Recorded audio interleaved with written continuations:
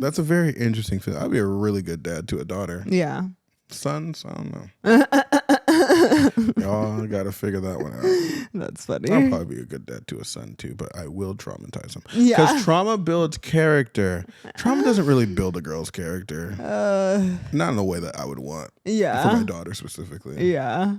But my son? Yeah. Could be interesting. Give him some trauma. Yeah, just a little bit. Just sprinkle it in there. Sprinkle a little sprinkle. A little dash trauma. here and there. Maybe he doesn't see me for like the first 3 years of his life. Oh my gosh. Trauma, That's baby. a sprinkle. That's 3 years. 3 years. It's a sprinkle. It's chill. Dumping the whole bottle in there. Little splash. Just splash of trauma. Nothing crazy. Probably first 2 years. How about that?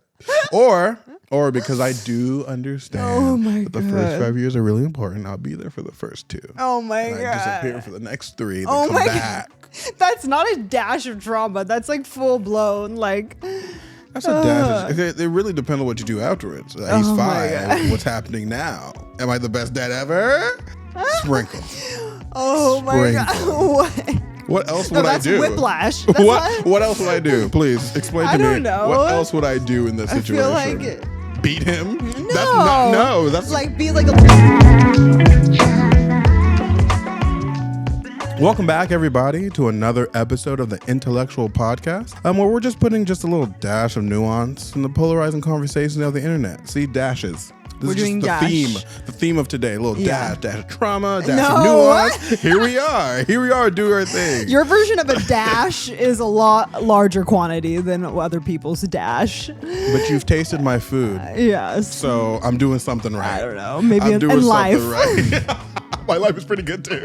So what do you mean? Oh It's fine. A little gosh. dash. I'm Jem. And I'm Renee. And we are debating how much trauma is trauma for one's child. Yes. Is abandoning them for 2 years a dash of trauma? Or is it That is like more than a dash? I think it's a dash. Me personally, I think it's a dash. abandoning a child. That's like so extreme. Like, okay, like everyone always talks about like the amount of trauma. Like trauma is necessary to give children. Obviously, we're using this word like very like in a wide. There's a lot of things that can qualify as trauma in this definition, guys. Right.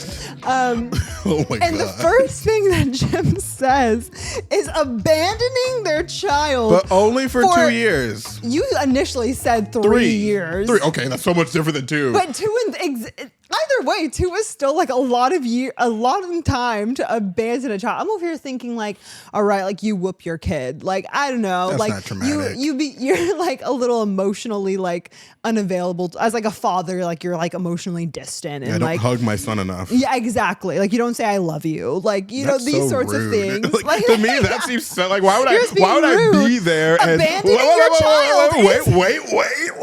Wait. Why would I be there? Be present, physically there, and not give my kid what he needs. That to me is worse than It's just not being there. It accomplishes the same thing, but at least I could say, well, I wasn't there. I wasn't God. even there to begin with, let alone being there and just like not giving you. That's rough. I'm That's rough. just not gonna. And Is it because you feel as if you can excuse the behavior better? Yeah, absolutely. You could. I wasn't there. But like, you weren't there. You can't blame me for Oh my not being God. there. You can be mad Yes, at me. you can. Wait. You can blame me for not doing something that I was there to do. Especially me. My kid's not gonna know, but like I will know. I'm fully capable of giving you what you need. So if I'm there, I'm gonna do it because I have to do That's it. even worse. You're fully capable of giving your kid but like, and then you're just not there at all. Like as a parent, not being there is And like see, the thing. The crazy thing is, I know that a person I would have a kid with would be such a good mom. She'd be able to handle it. Oh my God. See, I fucking hate you so much. But am I wrong? No. Am I wrong? No. You know, she's got it.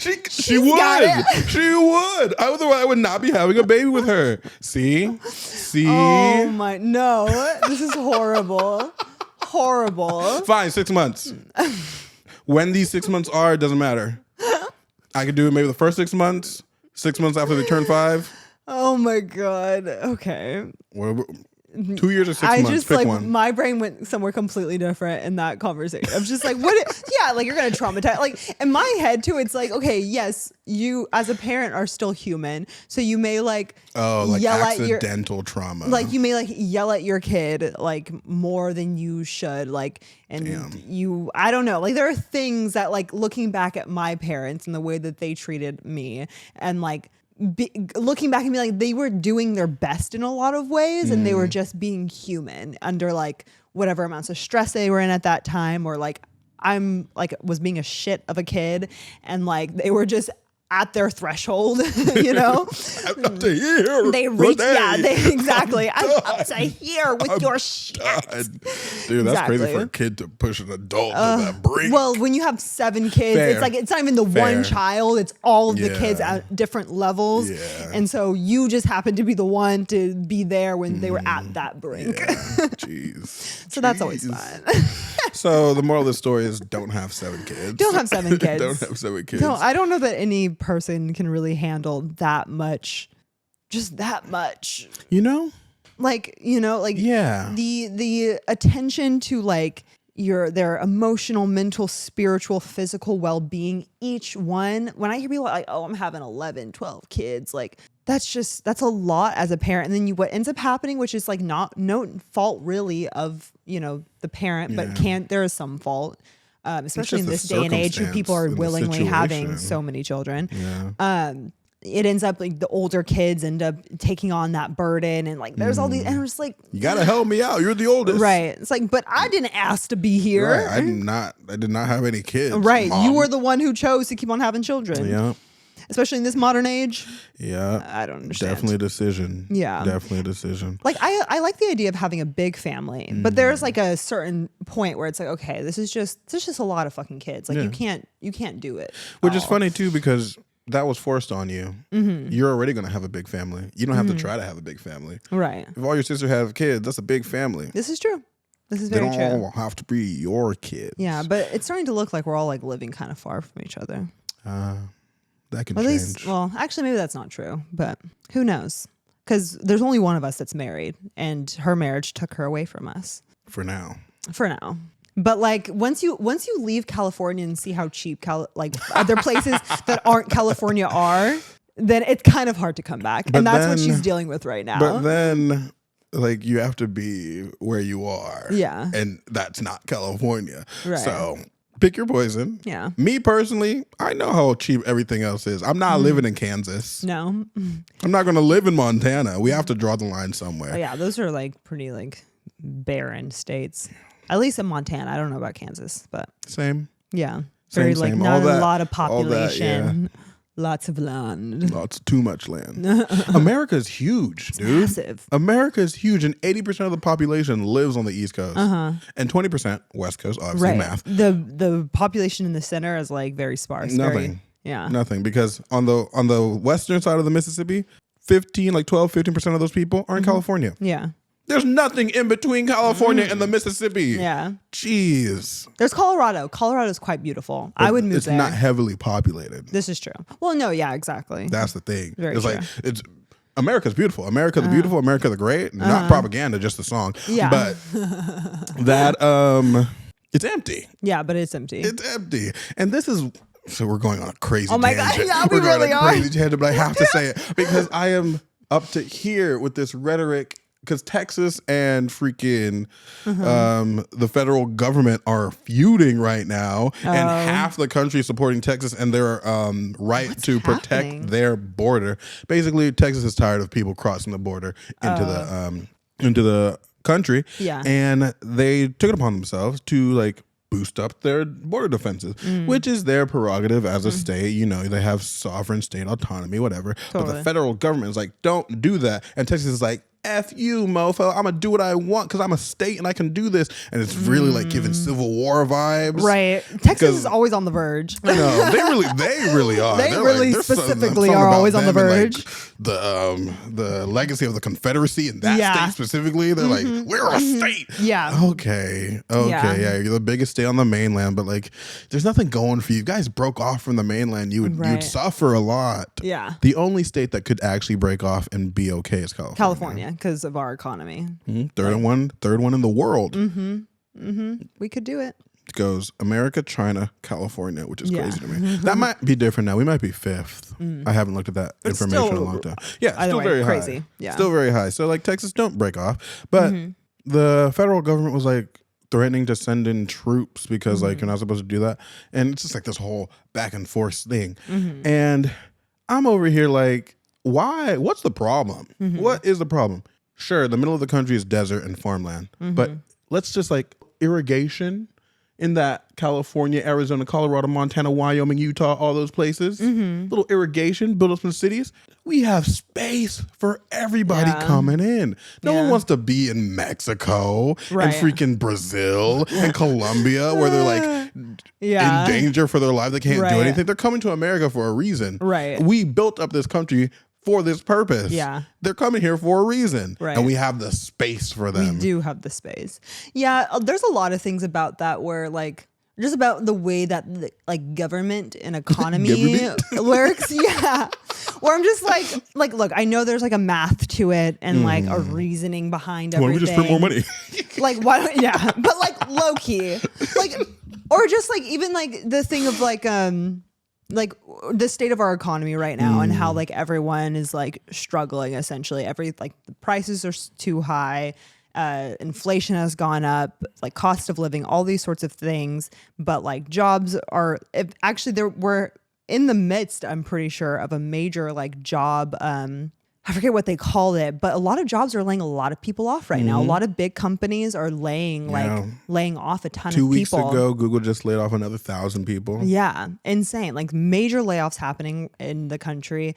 Cost of living's going up. Like jobs are like the people's wages haven't like inflation has gone up, but like wages has not gone up for like the same jobs. So we're literally making like half as much money. Exactly. And like all this happening, I'm just like, why don't we just get rid of inflation? Yeah. We can just get rid of it. Why are the costs going? Why can't we just bring them back down? Put them back down. What do you mean? Like, oh no, but it costs that much for them to like buy it from the supplier. Okay, they lower your prices, but it costs things to grow. So like soil, water, like just lower every Why price. can't we just go back to what the prices were in the 80s? I don't understand. We just all agree that water costs 10 cents again. Right. Why can't we just all shake on it? Literally though. And call it a day. Literally though, that's what I've been saying. Like, why? Please, can we all just... Yeah. I don't understand it. I literally do not understand it. And I could not give a single crap. I don't care if you're an economist, some governmental employee. I do not care. You could explain it till you are blue in the face. I do not care. It does not make any sense. Yeah. If enough of us believe this, we humans are the one creating this shit. We are then creating the problem. We're creating it with math. That's our problem. That's the thing. Get rid of math. I blame Isaac Newton. Yep. See, this guy, Take it back. Virgin motherfucker. He died a virgin, but he invented physics and calculus. Boo. Nerd. Right. Freaking nerd. I'm like, look what position you put us in. Look at us now. We're suffering from your design. But I do get the economy. I get why we can't. No, I went to school. I understand these she's things. Not one of those TikTok girls, please. I don't. This is not me being like, oh my god, girly math. No, I understand. I just still think like it's kind of stupid. Yeah, it is. Because we're suffering. Because because we're suffering. Yeah, no, very true. Why.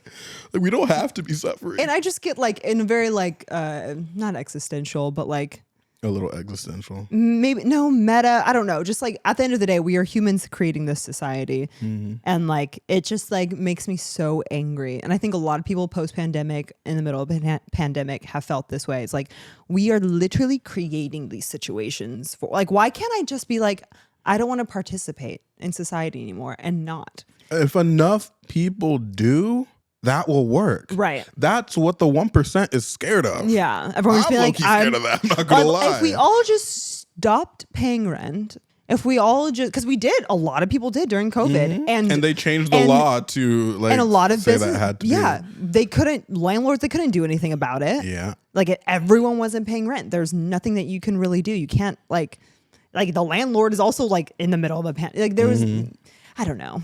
There are things.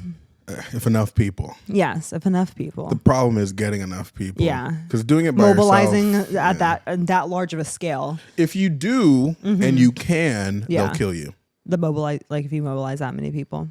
If you have the ability to do that, you will be assassinated by the All FBI. those people? No, just you. Like the just person, you, the leader.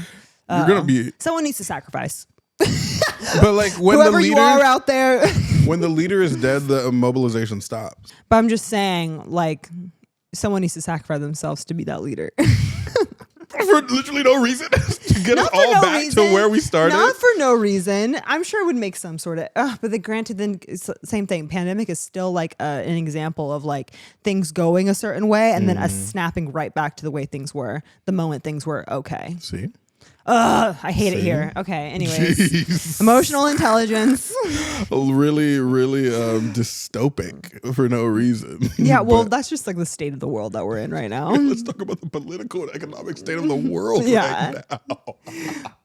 I don't want tell to. you. I don't like it. Let's talk about something positive. By 2050, Africa is going to be a global superpower. Love and that. I'm freaking here for it. That's the type of information I'm waiting for. Is that because of China though?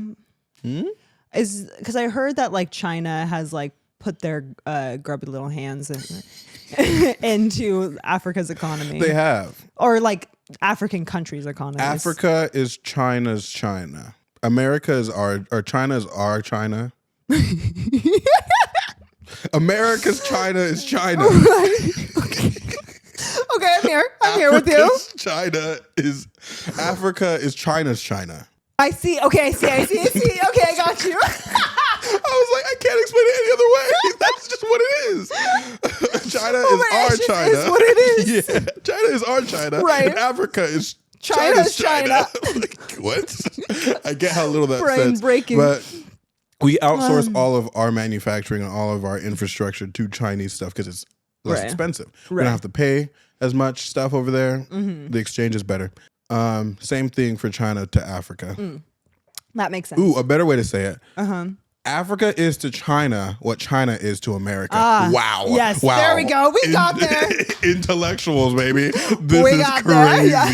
This is crazy. Why was okay? Oh my God. It's fine. This Sometimes words are difficult. Sometimes words are difficult. You know, they are. Conveying your meaning can be tough. All right. Africa's China's China. Why am I saying China so much? Oh my goodness. Wow. Yes. Africa is to China what China is to America. Yeah. Easy Peasy. Yeah, that was so easy And for us to say. I love that for Africa. I love that for Africa Yeah. because what Africa has that China didn't is natural resources, baby. So many. So they're building up the infrastructure. They're creating all the stuff that African societies need to function on a mass scale. Not that like, and this is the bias that America has with, they think it's like this backwater thing with like starving children everywhere. That's like one part of Africa. Right. Like all the major cities are very built up. Yeah. But it could be better. And China's giving the funds necessary to do that. And now Africa is like, wait, if we have all this stuff, they're like, why are we doing all that? Why are you guys taking all the things? So they have the ability, now they're not suffering as much, to overthrow corrupt people, get infrastructure, reclaim their natural resources. Well, also too, I wonder if they. By the way, I'm loving this tangent that we're on. Yeah, I know it's great. like a major tangent, but I don't We care. haven't People, even you're going to listen. We haven't even started the topic of what we're talking about. No, not at all. But I was reading on TikTok, obviously, about. I think it was TikTok. I can't remember. It was Twitter. Where someone was talking about how, like, why doesn't Africa, if they have all these natural resources, like the age-old question, like if they have all these natural resources and they're so rich in these resources that other countries like America like rely on and need, why aren't they like more like flourishing and well off and blah blah blah?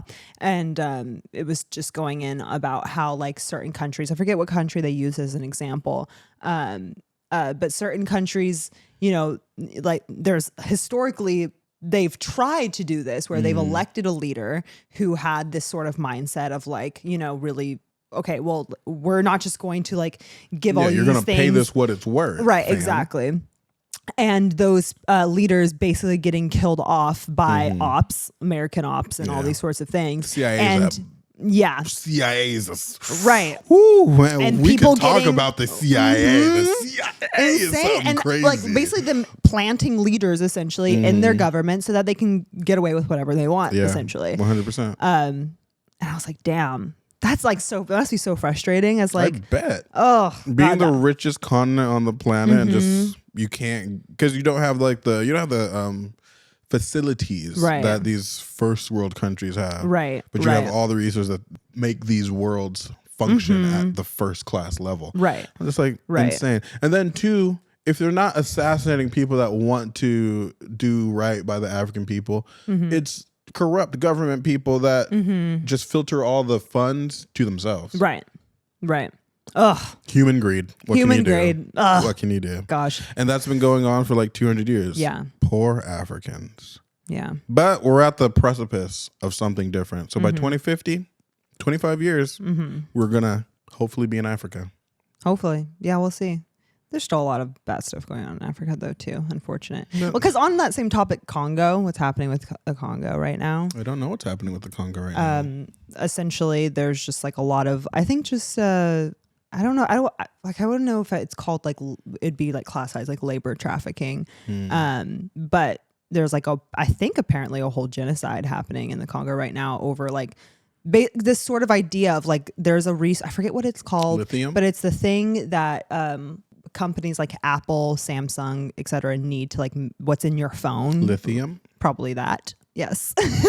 And there's just like a whole situation going on with like, because it's in the Congo and like there's just I don't know the details of it. Oh, I did hear about that. Yeah. Apple was involved and they're like trying to answer for their labor stuff. Yeah. Yeah. There's child labor, etc. That sort of thing going on. We hear that you're using children to mine lithium. Yeah, and Apple's like, I don't know about that. Right, and it's like really like it's a harmful, like toxic. Dude, mining is the most aggressive field that you can do. I watched a YouTube video about that the other day. I was like, holy crap, explosives and.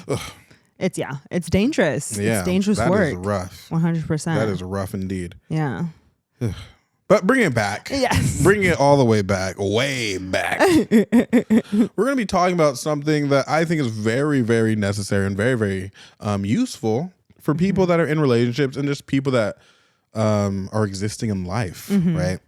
Emotional intelligence. 90% of people think they have it. Only 10 to 15% of people actually have it. Right. So what is it? How do you get it? And where does it come from? That's what I want to say, but it kind of doesn't make sense. But is that applicable to this? I'm not sure. Sure. But that's neither here nor there. But I like to say, emotional intelligence and emotional regulation. The emotional regulation, I think, is what's important for relationships. Emotional intelligence is something that everyone could probably use a little more of. Yeah. But we're going to talk about what it is and go from there. 100%.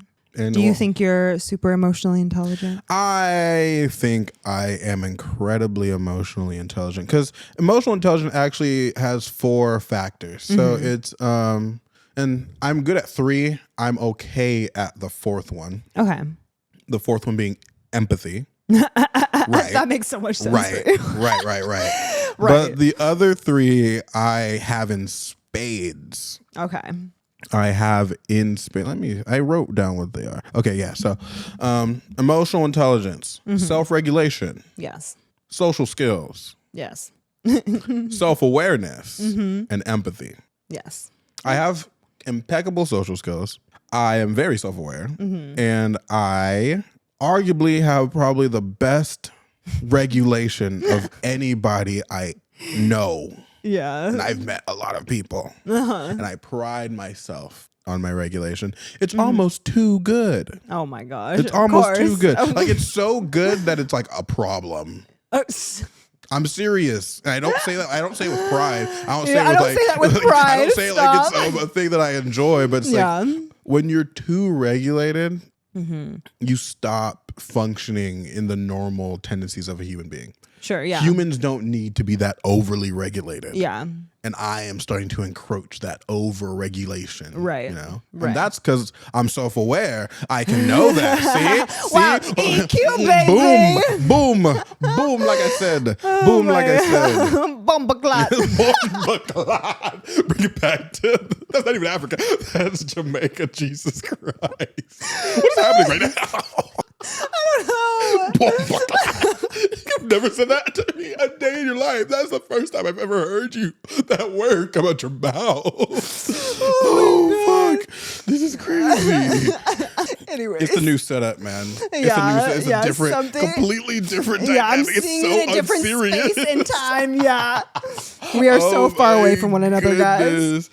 For those of you who are not watching this episode, yes, I did a little bit different of an orientation today because we are building up to having guests and other people on the podcast. Yes. And of course, we can't have the usual setup because on the other side of the screen that you guys are looking at mostly, it's a lot of whole stuff mess. going down. It's a whole mess. There's a lot of stuff going on over there. It's not conducive Yes. to an active conversing environment. Right. So right.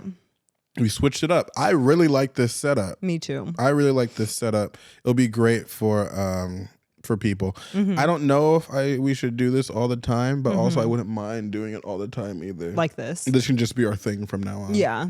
We can just keep it like this. Yeah. I'm so down for that. But I don't know. It's just giving a different dynamic. It's just new giving a different- energy, fresh energy for new sure. energy, fresh energy. But yeah.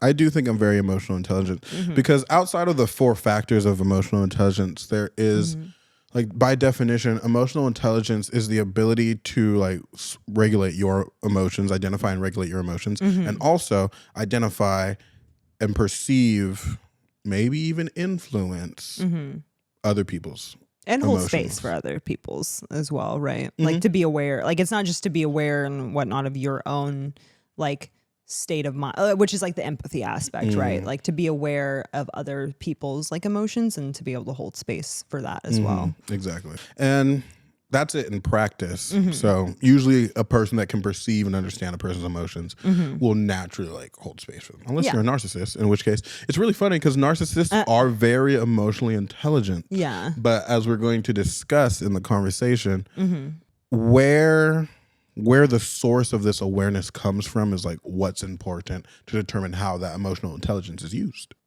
So if it's like, so I don't like empaths, right? Going back to that conversation. Yeah.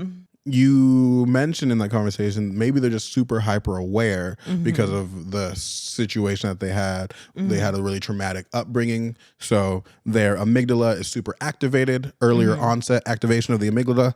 I can't say that word. And they're just in tune and aware of everything that's going on all the time, hypersensitive to the environment. Okay. That will lead to a type of perception of people's emotions, but the way that's expressed, the way that interacts with your own understanding of how you express yourself and interact with that socially, social skills, is very different than a person who has like a very stable upbringing, less trauma, and more integrated interaction between the parts of the brain that makes you emotionally intelligent. Interesting. Yeah. Do you think you're emotionally intelligent? No. Why'd you say it like that? I know, guys. I know you guys didn't expect to hear that, but I'm not. Yeah, okay. Care to elaborate? Yes. Jesus Christ. Sorry, I just wanted to be a little dramatic. No. Oh my God. Okay, anyway. Oh, there's a dude on TikTok that is making videos about how people that do certain things expect people to react. Right. I'm gonna send you that. Guys, I'm not emotionally intelligent. Oh my God, really? No. We're not what? Oh my God. Yeah, literally does the exact same. I need to show you this video. It's so good. Please. It's so good. Oh my gosh, love it.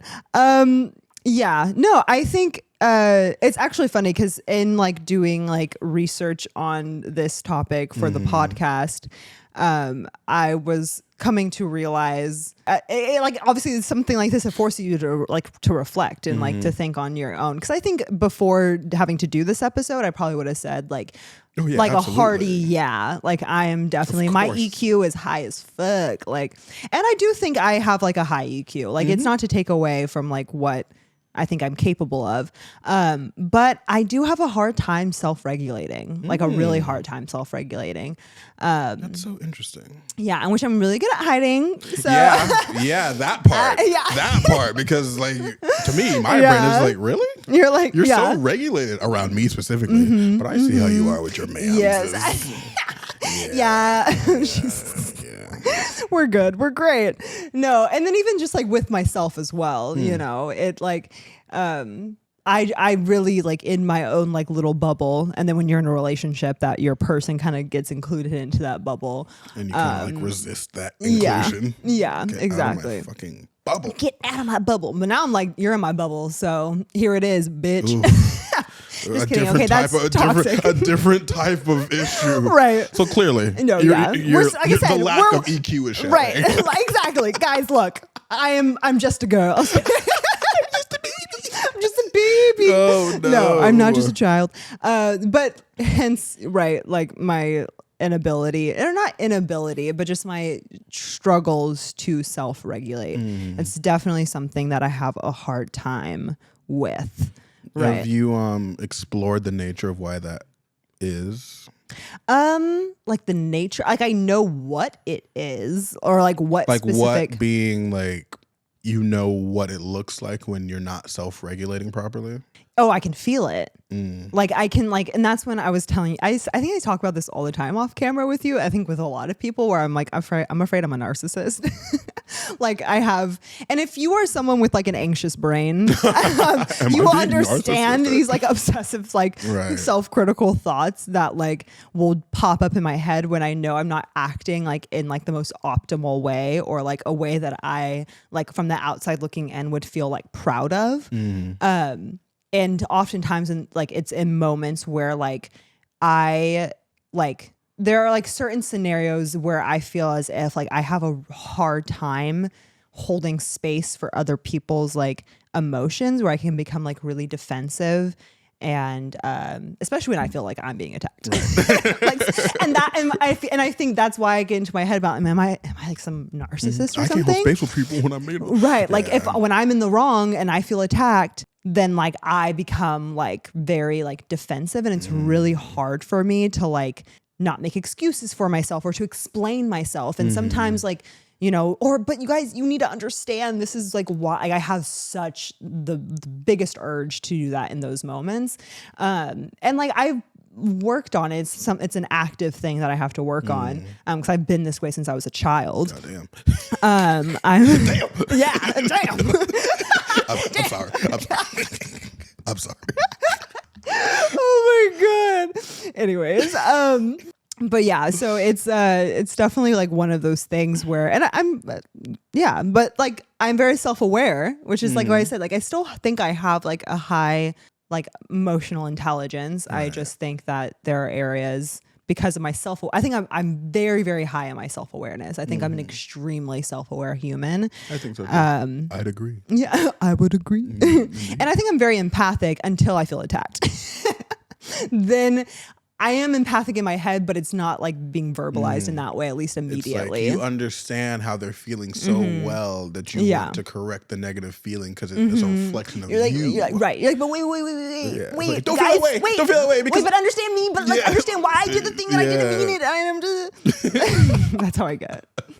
Oh my goodness. I guess that could be like a narcissistic trait.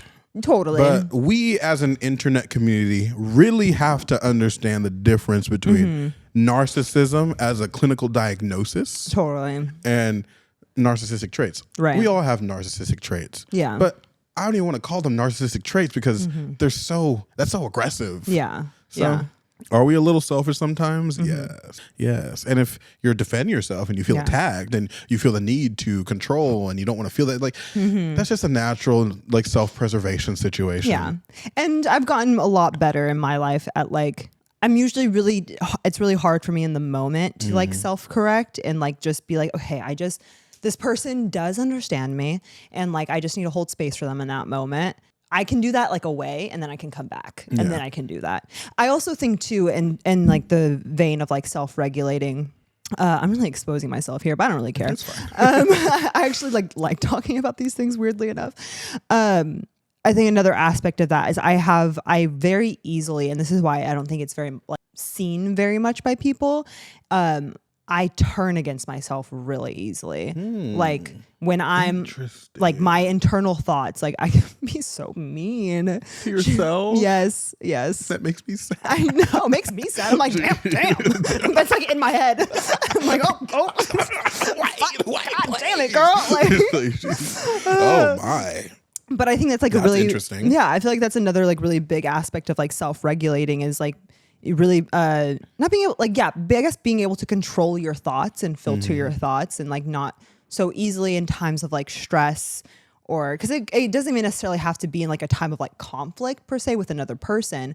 You're in a time of stress, like maybe work is busy or you know, you're trying to, I don't know, like start a new habit, start eating healthier, or like there's all, you know, all these sorts of things where I can then when I'm stressed out, I very much like turn against myself pretty quickly. Yeah, lots of negative self-talk. That's interesting. So, which I think, yeah, big part of like self-regulating, right?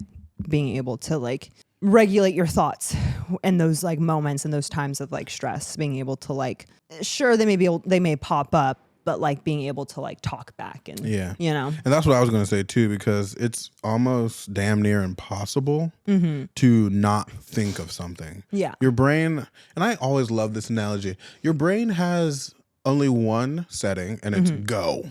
Yeah. It's floored on the gas pedal all the time. Right. So the moment someone's like, don't think about a pink elephant, what's the only thing on your mind? It's like you can't say pink elephant, don't do this, don't do that. Your brain is only going to do the subject of whatever you're thinking about. So the self-regulation part comes into not dwelling on those thoughts, not like fixating on certain thoughts. Yeah. Because like I think about crazy things. I think about. I do not want to be in your brain. There's a you know I be thinking. Yes, I'm you a do. thinker. I'm really a thinker. One thing you do be doing. I be thinking. Thoughts. I be having thoughts for real. I do be thinking like I be thinking. Yeah. And there's no limit to the crevices that these ideas cascade into. Right. There's no limit. Yeah. So I keep a lot of those things to myself because I know the social implication of voicing these ideas. Sure. Some can be fun and harmless, like the conversation I was having with my friend the other day. Right. And others can be social suicide, a little more destructive. Not gonna do that. A little bit more destructive. People don't need to know that that's going in my mind. They won't understand. Like that's not me. Right. I don't identify with these thoughts. Right. They're These just thoughts are thoughts. just being produced by my brain. Right. I'm really smart. Right. What can I do? What can I say? What can I do? I'm intelligent. Yes. So yeah, not fixating on things, and it's self-regulation too. To me, is being able to differentiate between what is just a thought that's in your brain and what is like your thought that you're producing. Right. Because you can actively produce thoughts, even though you can't control the thoughts that are being produced. Right. So if I'm saying it's like, oh, you're not good enough, right? A very common idea that people think about. Yeah. Is that a unique thought that I'm originating for myself that I can apply to my identity? No, that's just an disambiguous thought that just exists in the world. Everyone has that thought in their brain. It doesn't necessarily have to reflect on your existence. Right. And in that, like, you could, where you're talking about, like, you can't help, how did you say it? Producing thoughts. Like, thoughts are just going to come, but you can also produce your own thoughts. Yeah. So if that thought, am I worthy enough? I'm not worthy enough pops into your head. You can like produce a thought and echo that. Yeah, I'm not worthy enough, right? That and conversation, that becomes the thought that you are allowing to like take over versus this thought pops in your head. I'm not feeling worthy enough. And you're saying, no, that's not crazy? What was that about? Right, exactly. Like, oh, like interesting. Or like Wrong. maybe like, why in this situation am I feeling not worthy enough? Or like, et cetera, et cetera. Having a conversation maybe with that thought, challenging that thought, literally having a conversation. Talk to yourself more often. Yeah.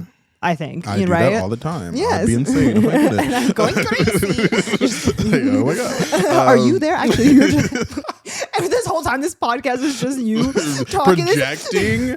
Dude, that would What be if like wild. the actual recording is just like this? I'm an empty space. Yeah, just like you're I'm not just like there. a figment of Dude, like, that would be crazy. oh my god, that'd be so wild. Dude, now we're getting meta and existential. You're like now I'm questioning things. That would be wild. I'm just a figment But of your I would imagination. like if that happened, I'd be so impressed with myself. I'd be like, damn. Damn the lanes. And the power of You the are brain. so interesting. Right? Like Yeah. I produce an entire like entity of this caliber. God damn, I'm impressive. I'm impressive as hell. The fake hair flip. I'm fucking impressive as hell. Oh my god. See, you always just gotta rewrite the narrative Right. to benefit yourself. I'm Right. not I'm not clinically schizophrenic. insane. I'm not schizophrenic. I'm a cool as hell, genius. yeah. I'm a genius. What do you mean? Rewrite the thoughts. What do you mean? Oh my god. Oh, you said something. You said something that I was gonna branch off of. What was it? I just talked about having a conversation with yourself. Count to the thought. Yeah, I don't remember. But I will say, since we're talking about ourselves, I have such, and this is why empathy is so difficult for me. I have such a weird interaction with human emotion. Okay. Like my interaction with human emotion is so bizarre because I'm not repressed. Okay. I used to be repressed, Okay.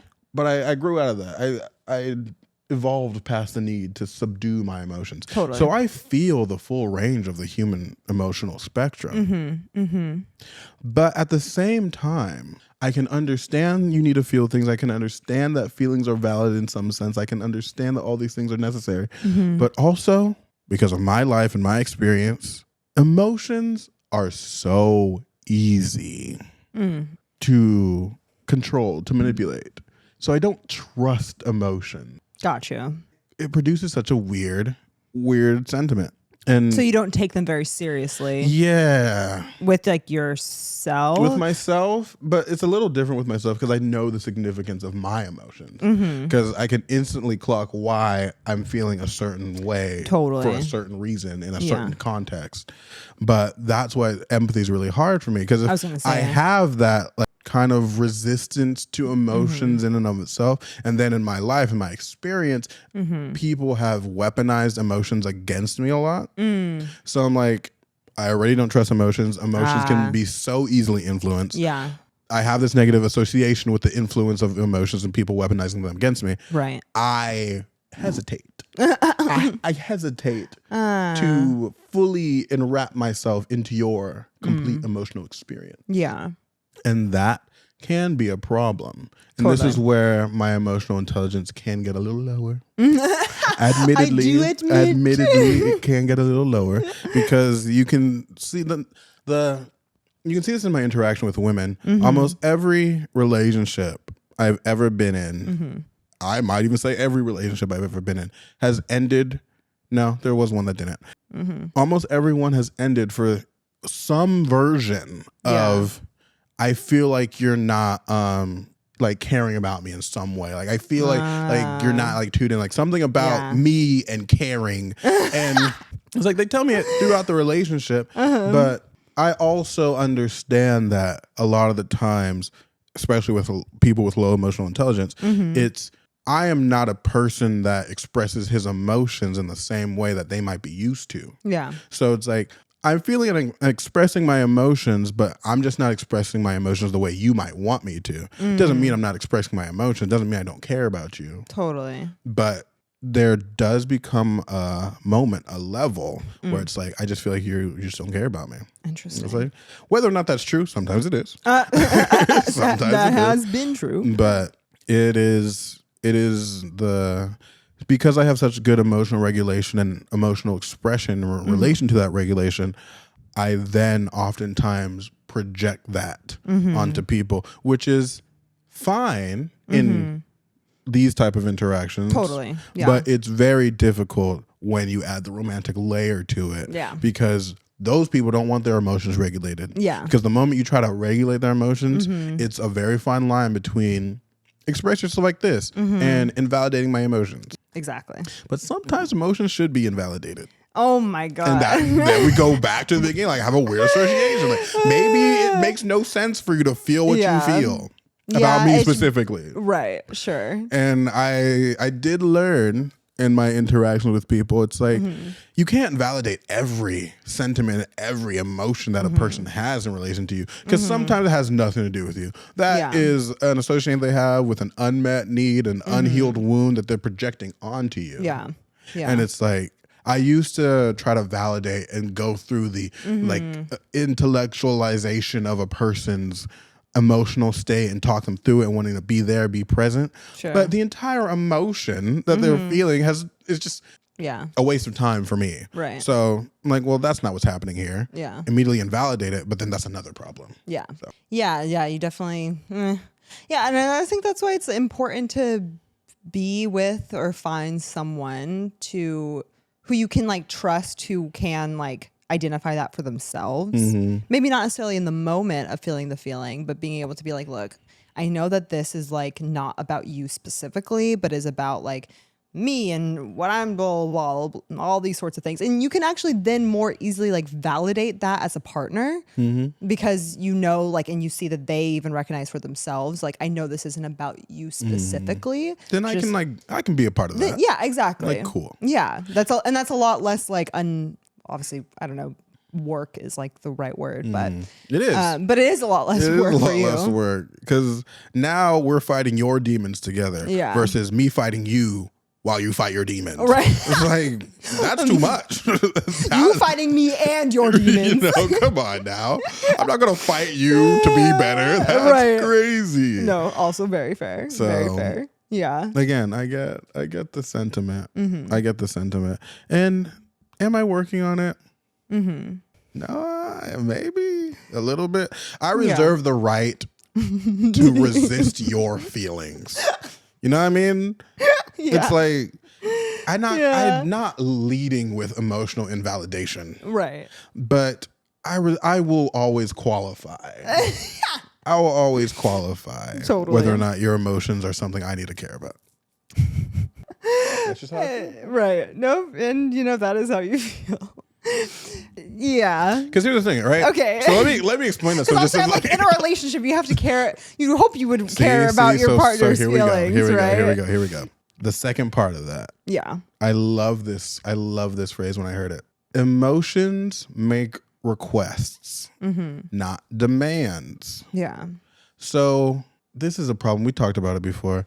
People like to go through the motions of feeling the extent of their feeling. And it's really hard to do that when you're in a relationship with a person. Yeah. Especially in a relationship with a person like myself, who understands almost immediately why a person is feeling what they're feeling.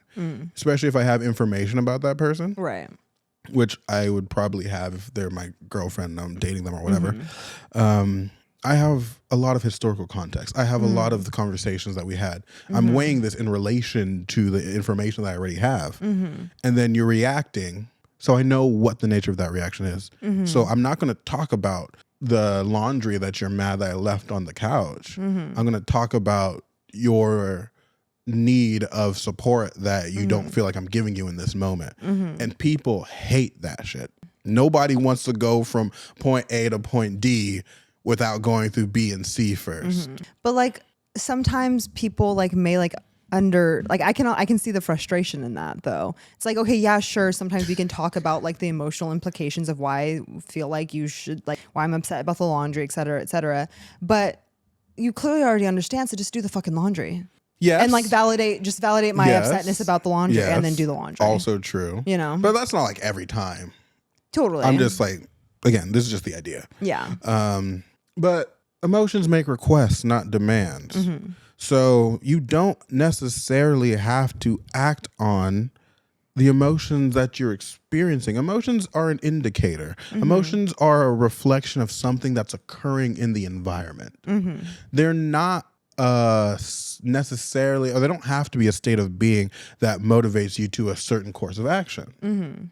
And too many people, too often, use emotion to guide their behavior versus just like, oh, I'm angry. Oh, I'm upset. Oh, this irritates me. What's happening around me that's making me feel this way? And then they're taking that out on you. Yeah. When they could have, well, they couldn't because people don't have emotional intelligence, but you have the ability to assess your feelings within yourself and express it in an effective manner. Because that saying, like, why are you yelling at me about this laundry on the couch when you could be like, oh, you left your laundry, you know that bothers me. No one's gonna be mad at that. My bad, babe. Let me do that thing. Sure. Versus, see, throwing this shit at me, doing all this crazy stuff. Like, come on now. Yeah, I don't know. I kind of understand the woman in this example. And you would. I'm not gonna try to find all the examples to make you see my point. No, I feel like you understand. Yeah. But in my reserving the right to really like check in, sometimes you need to resolve those things in yourself. Yeah, no, there are definitely things that like you can, no matter what you do as the partner in that situation, like only your partner can resolve those things. Like you can only carry so much emotional, you can only have so much emotional support. Exactly. Before it's like this is only in your hands. You are the only one capable of this, that, and or that. And as a good partner, you should try to support your partner emotionally. Right, as much as you can. As a good partner, you should not burden your partner with your emotions. Totally. Your emotions are 100% at the end of the day your responsibility. And many times, often in relationships, people are making their emotions their partner's responsibility. Yeah. And also too, like, I guess there are like, we're speaking like very like broadly. So there's so many different situations that you could implant in this. But like if your partner is making you feel a certain type of emotion constantly, and like you're saying, you're constantly placing that blame on them, it's important to take ownership of said emotion and maybe like reevaluate that relationship. Yeah. Like maybe you shouldn't, if you hate the way that your partner is feeling or making you feel all the time or in certain situations constantly, take responsibility for that and also leave that relationship if you need to. If you don't like the way that they're making you feel. That's so extreme, but correct. But do you know what I mean though? It's like, really correct. Yeah. I guess I'm just like thinking of like a certain scenario. Like I don't really know what that. Come on, let's do it. Why not? Well, no, just like I don't like. I don't know. Like, I guess like thinking in like the vein of like the way like women or just people, I don't want to put a gender on this, can like, will stay in relationships longer than they need to. And like, you know, you make me feel this way. You make me feel that way. Like, it's upsetting me. It's making me like angry. It's making me, I'm frustrated. I'm annoyed. I'm insecure, et cetera, et cetera. And if your partner is like constantly like making you feel that way and you're like, you just need to like change these things. You need to change these things, blah, blah, blah. Maybe there's like just like a certain point where like you're saying, you just need to take ownership of like those feelings, stop placing it on your partner and reassess that. That's all I'm saying. Again. Because sometimes people like, this is also the thing too, like people are going to like annoy you and like do things that like trigger you and all these sorts of things. So it's like, maybe like that's just kind of how they are. Like I said, this is so vague. I'm like, I don't even know exactly what I'm talking about. It's vague, but I like understand it completely, which is so wild to me. But like, like some people are just going to be the way that they are, and you can't keep getting mad at them for being the way that they are and them triggering you the way that they're going to trigger you. Does that make sense? I don't know if that's like dumb. I don't know if that's dumb. What? That makes complete sense. What are you talking about? You're saying a very coherent idea. What is wrong? Oh my, no. People are sometimes just going to be the way they are. Yeah. So if you can either choose to be forever annoyed by that. Yeah. Or like rather than choosing to leave the relationship, you can also choose to be okay with the way they are. Also that. Maybe you should reassess why you with this person. Okay, Renee. Well, just say because I'm annoyed with those people who are like, they're constantly making me feel this way. Like they need to make me feel better. They need to blah blah blah. And it's like, leave them, bitch. Like clearly you don't like them. That's not a useful solution. Clearly you do not like them. Leave them. Oh my god. So this is why we don't go to Renee for advice. Oh my gosh, no, go to me for advice. I don't No, actually please. I don't actually give that advice in actuality in This real is how life. she thinks. Now but, you know. But in my head sometimes I'm like, maybe you should just leave them alone. Just leave him. Leave please. them alone. No, I'll give you that. I think that all the time. Like, well, if you're that upset. Right. Because okay, maybe I just get annoyed when people put themselves in situations where they like, you're going to be upset. Like, you're upsetting yourself. Yeah. Like, why are you making yourself mad? And why are you blaming your partner for it? Right, exactly. Like, okay, yes, sure, like they have like, and this is not to say as if this person's just existing perfectly okay, like not, whatever. They may be doing stuff that is upsetting and like they should maybe change, but like, or maybe not, like who knows?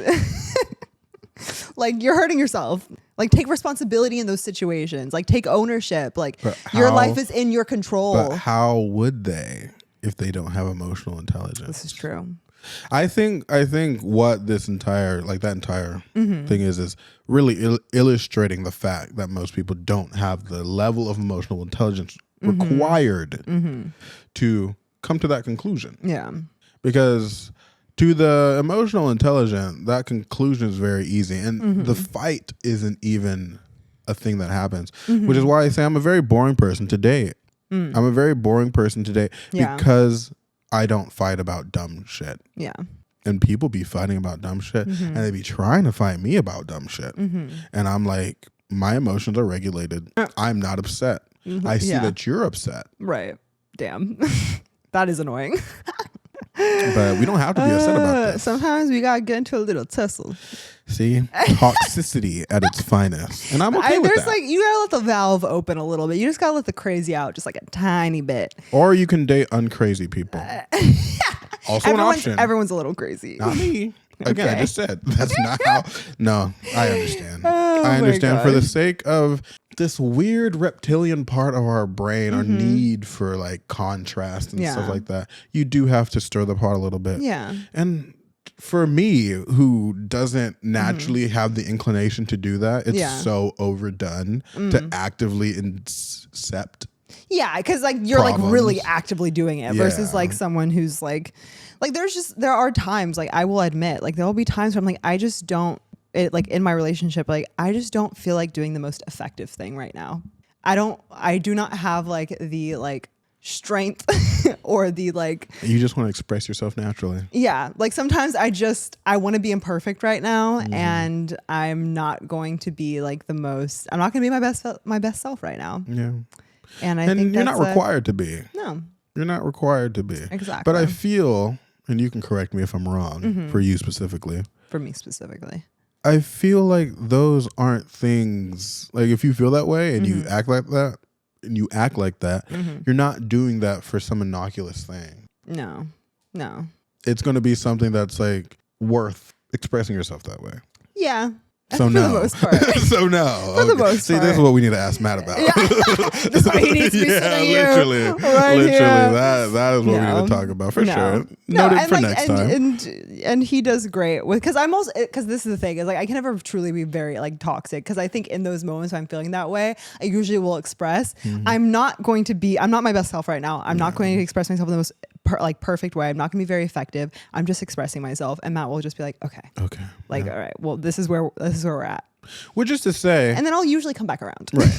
But which is to say that not everything needs to be expressed perfectly. Right. Is that an aspect of like emotional intelligence? Like, even though I may not be effectively expressing my emotions at that time, I have that self-awareness to be and to communicate. Look, I'm not going to be my best self, so to speak, at this moment. Right.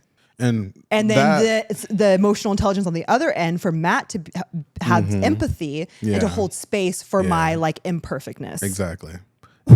Wow, that's beautiful. And I'm going to qualify that even more in this next thing I want to talk about, about the over-intellectualization in this emotional intelligence aspect, because there's a difference between, I wrote it down, what did I say?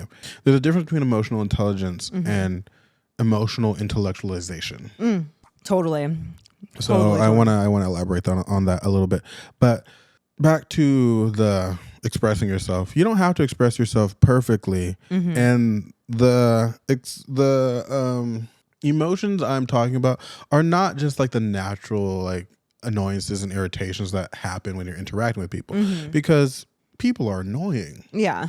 People are just naturally annoying. And whether they mean to or not mean to, you could be having a great time and your friend will like hit you on the back super hard because you guys are having a good time. And this dude is buff as hell and his slaps hurt and it kind of irritates me.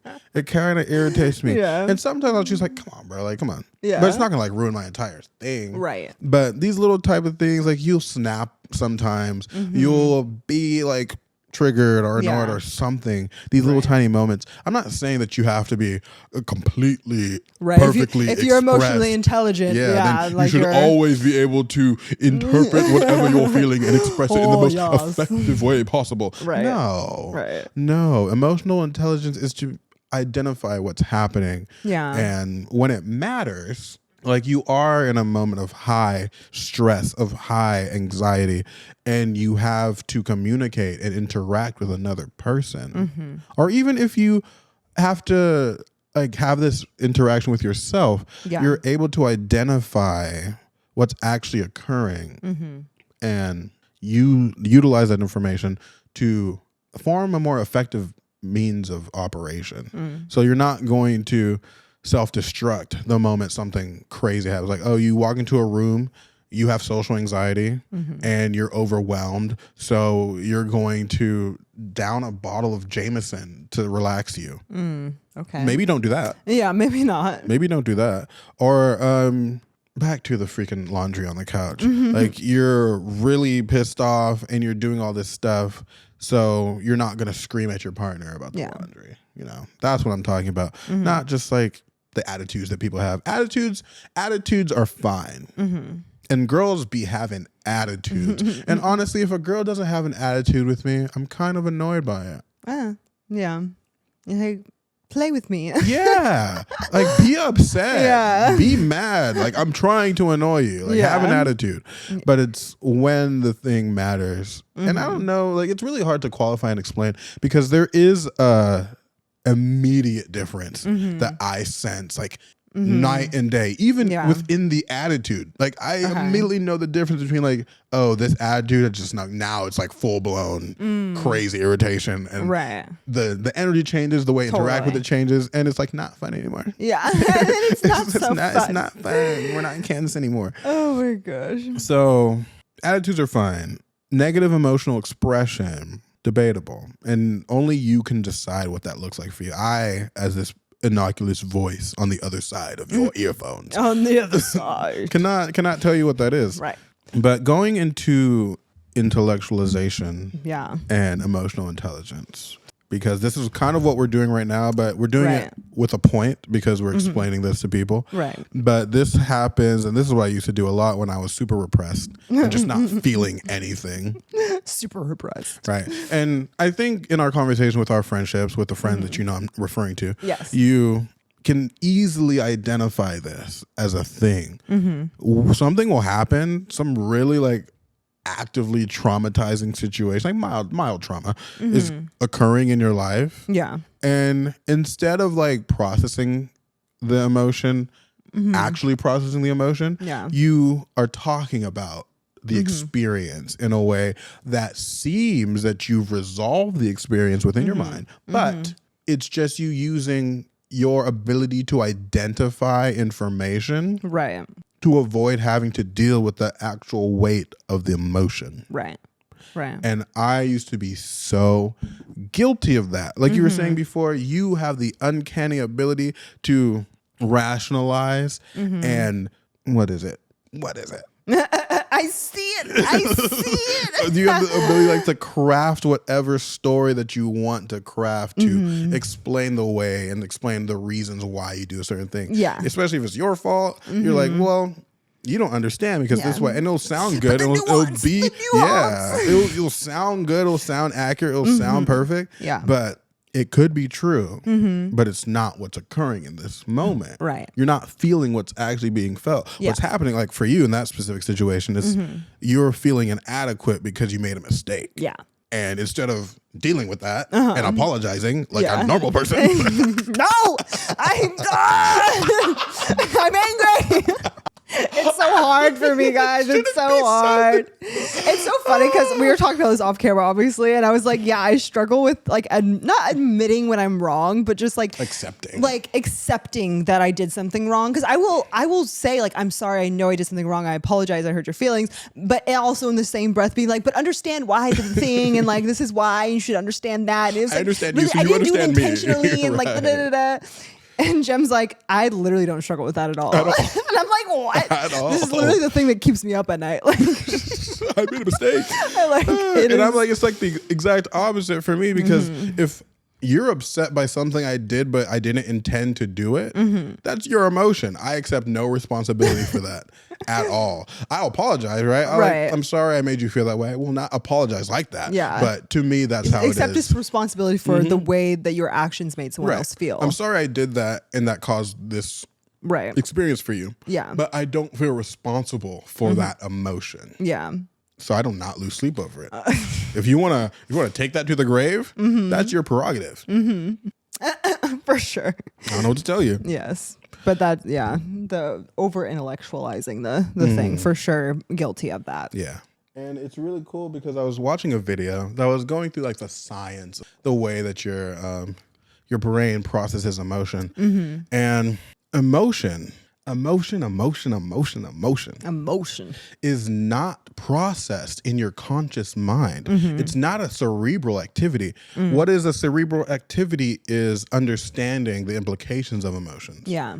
That's what's happening in the brain. Emotions are a nervous system thing. Yeah. Emotions are experienced in your body, in your subconscious, because emotions are a byproduct and a result of our survival instinct, because we needed to be able to, as our brains increased and we started observing more things and interpreting all this information in our environment, we needed to quickly be able to differentiate danger from not danger. Right. And if we're looking at a tree and this tiger is camouflaged and our eyes are not transmitting to our brains that the tiger is right there fast enough, we're dead. Right. So emotions, our nervous system has that burden for us. So the eyes will see it because like your eyes are always seeing information even if you're not interpreting it. So the eyes will interpret the information, the brain will analyze the information, and your body will react to the information before you even are aware of what's going on. And this happens in nanoseconds. Like it happens so fast. Like low key, the speed of electricity, which is kind of the speed of light. Yeah. It's quick. Very fast. Yes, very quick. It is so quick. And that stuff is just processed immediately by the body. And by the time you even know what's happening, you're 3 feet in that direction while the tiger's pouncing where you were. Right. And you're like, oh, there's a tiger there. So then you can run and adrenaline and all that stuff. But the parts of your brain that control that, the amygdala, the hippocampus, they are responsible for storing the memories of a context and the contextual significance of that memory. So they work together and they talk about it. Yeah. Or they interact with each other to make sure that if you see another tree and there's a tiger in it, you will have the emotional like triggering to do what you have to do. Totally. Now we're in an environment where tigers aren't in trees. Bro. No. Tigers are not in trees. They are not. This is true. We're not in active danger. Nearly a fraction of an amount that we were back then. Right. But our brains are still operating in the same way. So we're triggered like social anxiety, you walk into a party, you're overwhelmed. Your brain is still triggering the same responses that it would as if you were in front of a tiger. Right. 1. And then 2, you're storing that memory and that context to have the same association that you would if you saw a tiger in a group of people. Totally.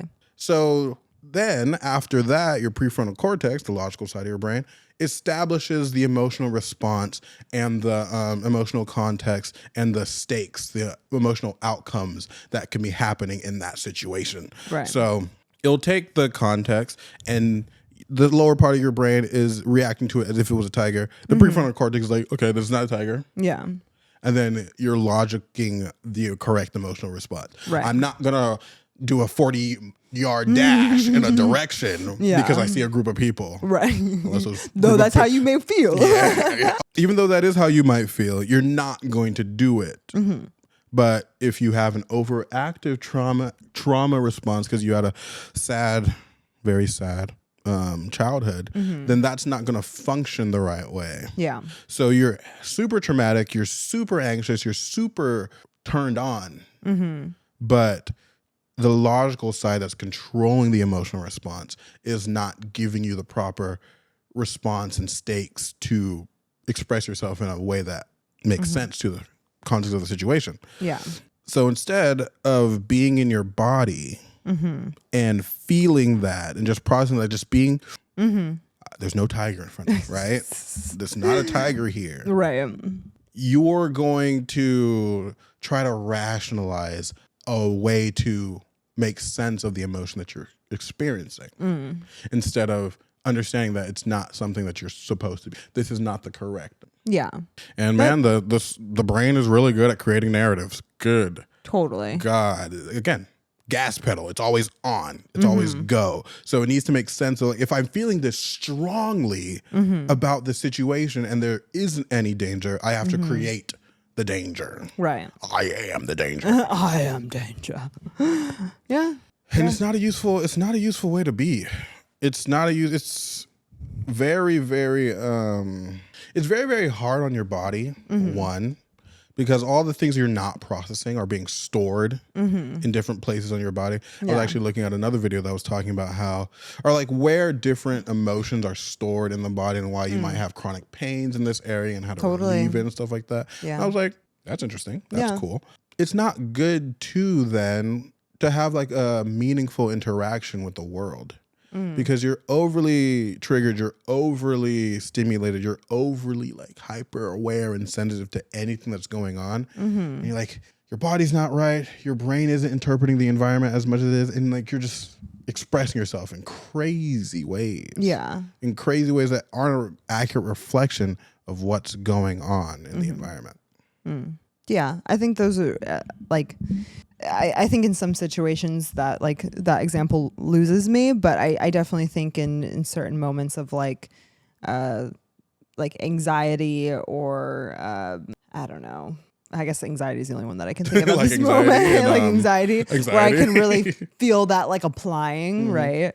Because I don't have anxiety nearly half as much as like you would, but like the emotion, like the physical response to your anxiety, like fast heartbeat, shortness of breath, all that stuff. It's like, what in the environment is causing you to feel that way? Yeah. No, exactly. Totally. It's like, that's definitely like one of those like stress responses that like, you definitely don't need to always give like the most like importance to in the sense that like, this is like super significant, this means something and I have to run away and like blah, blah, blah. Maybe like analyzing it in a way that's like, okay, like this is my body responding, etc.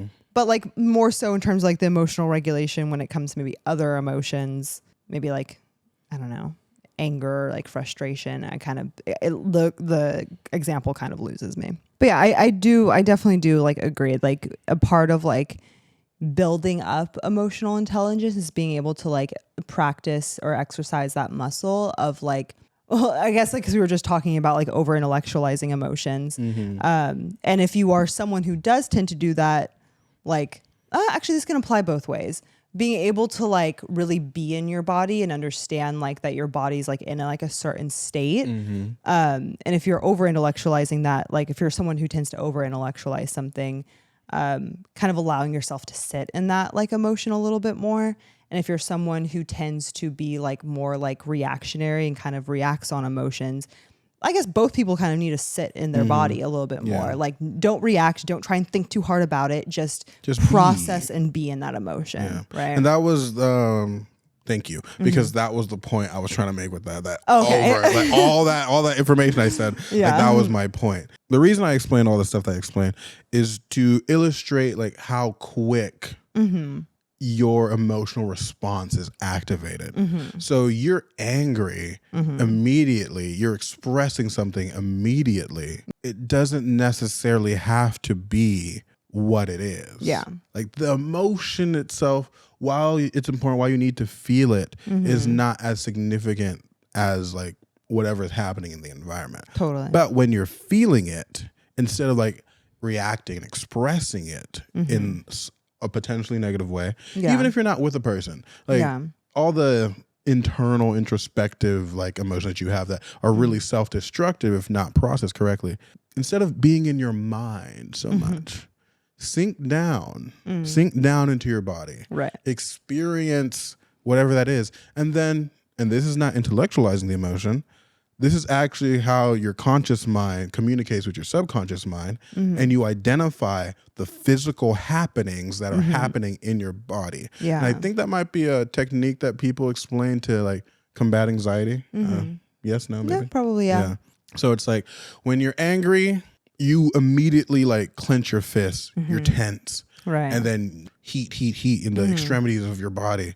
So instead of like cussing someone out, it's just like, okay, my face is hot, my heart is racing, my fists are clenched, and you'll automatically unclench them. And just doing that, and you'll see the emotion pass, so you can actually make a conscious, logical decision. Yeah. And you don't suppress the emotion that you're experiencing. Totally. That's how you do that. That's the self-regulation that leads you to emotional intelligence. If you're super sad and doing all this like negative stuff all the time and you can't get out of it, there's a feedback loop between your brain and your body. If you do something, your mind will automatically rationalize the action that you do. Yeah. And it's not vice versa. Well, it can be vice versa, but it's usually not vice versa. So if you're sad or if you're upset and you need to communicate effectively with the person, if you just smile, even if you don't feel like smiling, you'll naturally feel better because the physicality is so interconnected with the processing of that emotion. Right. Taking a deep breath that people always do, like a huge, like fill your body up with air and then slowly release, and you'll see how like, oh my goodness. Yeah, it's insane, like the benefits of like breath work. It's wild. Changing the environment. That's why like you can be pissed off about to punch somebody in the face, and if you just walk away and come back, that emotion is just not there anymore. Right. There's all these things. All these things. All these freaking things. Yeah. But people will feel something and immediately act on it. And that's like you said, like a part of the emotional intelligence is not just like understanding the feelings, feeling the feelings, but like then what you're kind of pointing out is like knowing, like, depending on the situation, in what ways you need to act to like resolve said feeling or like more healthily feel the feeling for yourself and for maybe for the benefit of yourself and for maybe the people or the person that you want to punch in the face. Right. You know, unless they really deserve it, because some people should be hit. Oh my gosh. Some people should. I was just telling that to my mom the other day. I was like, I'm surprised that these people aren't hit more. Yeah. Because some people, should be hit. There are consequences to actions that have nothing to do with my emotional regulation. Oh my gosh. I'm not going to be the one to hit them. Right. Obviously. But sometimes people just need to be punched. I needed to be punched at a time. No one hit me. Right. But they could have. But they should have. It would have been deserved. Maybe I would have came to what I needed to come to faster. Totally. Yeah. So I guess this is all kind of touching on emotional management. But the overmanagement of your emotions, I don't think is necessarily emotional intelligence. No. And I think that's like what we were saying earlier too, of just like using the example of like for myself, like in my relationship sometimes communicating like I'm not going to be my most I'm not going to manage myself right now very good. I'm just going to feel the feelings. Yeah. And like you said too, I think that might be more emotional intelligent than trying to force management when you clearly don't have the capacity to. Right. Yeah. Being honest in the moment. Yeah. Being true to what you're feeling in the moment as effectively as possible. That's how I'm going to define emotional intelligence.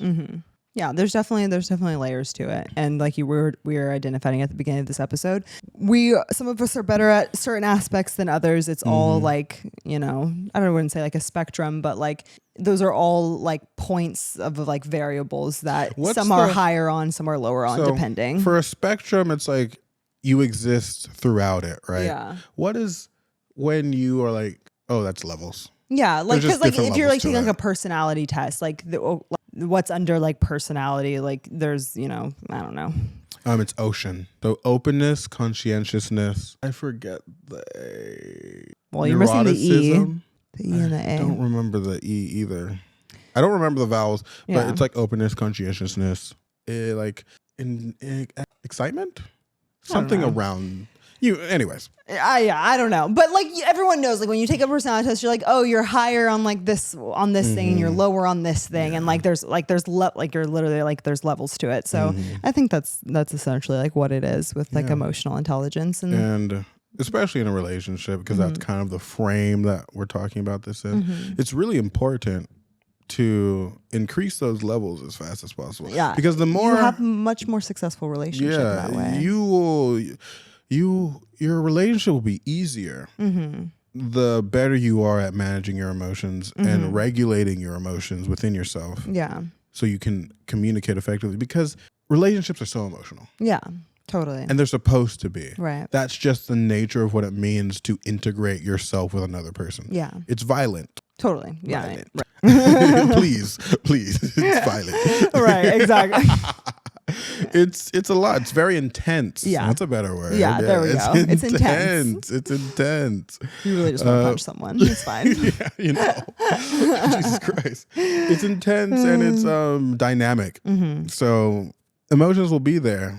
Unpacking all these things that you haven't dealt with will be there. Yeah. But how effectively you communicate those things with another person will make or break a relationship for the most part. Like I said, all of my relationships have ended for some version of emotional significance of some sort. A lot of people break up because they're either being invalidated or expressing themselves poorly. Yeah. It be a thing. It's a major thing. Effective communication is very important. Yeah. But that's kind of all I have to say about it. Yeah, samesies. Samesies. Samesies. Oh, gosh. Yeah. So, yeah. That is it. I'm curious, because we always have questions at the end of this, and what is out of the 4 categories of emotional intelligence, self-regulation, social skills, empathy, and Regulation. Wait, self-awareness? Self-awareness. Yeah. Self-awareness, social skills, self-regulation, and empathy. Which would you say you're the strongest in, and how would you rate your overall emotional intelligence? Think about that. Very curious. Yeah. But other than that, hope you enjoyed that episode. That episode was really fun for me. Yeah. Unexpectedly. 'Cause Yeah. we were just being really like, silly. What was that? That was so strange. But it was great. I loved it. I liked it a lot. So hopefully you enjoyed it. I don't really. Oh, yes. I do have a job here, and that is usually my cue to say, follow us on TikTok and Instagram, like and subscribe to our YouTube channel, and like our Facebook page. Yep. We never forget about you, Facebook, even though you're falling apart. Oh my You're just gosh. a hotbed of conspiracy. We had an old cat earlier follow us, like our Facebook page. I saw he's this old black man, and he was wearing like a fedora hat in his profile picture, and I thought it was very cool. And I was like, this is very much what I expect from Facebook. This is what we are expecting. Exactly. So, oh my goodness. Yes, follow us everywhere. And at the end of the day, I'm Jam. And I'm Renee. And we're the Intellectuals. Signing off until next time.